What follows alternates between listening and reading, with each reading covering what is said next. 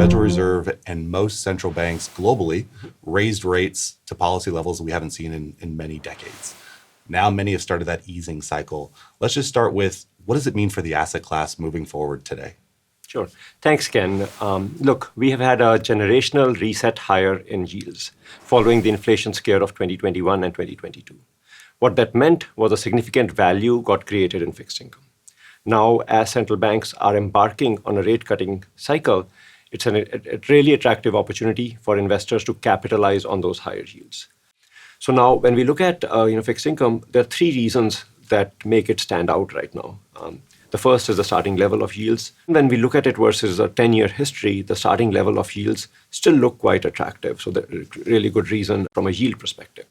The second is associated with the return of the inverse correlation. Historically, fixed income has been viewed as inversely correlated asset to risk assets like equities. 2022 started to change that perception because both fixed income and equities had negative returns. However, the key point here is that correlation is a function of inflation. When inflation starts to come down towards central bank's target, which is where we are near 2-point-something% inflation, and the starting level of rates are where they are, fixed income becomes very negatively correlated to risk assets. And then the third aspect is the opportunity for capital appreciation. There is a scenario where growth surprises to the downside.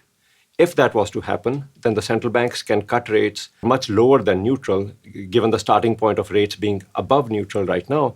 So the rates can be brought down meaningfully below neutral. That can create a meaningfully higher total return potential in fixed income. So net, I'm quite excited about the opportunity set in fixed income, because of starting yields, because of return of inverse correlation, because of opportunities for capital appreciation, but then also because of the volatility and overshoots that it is creating for active adjustment and adding alpha in fixed income portfolios.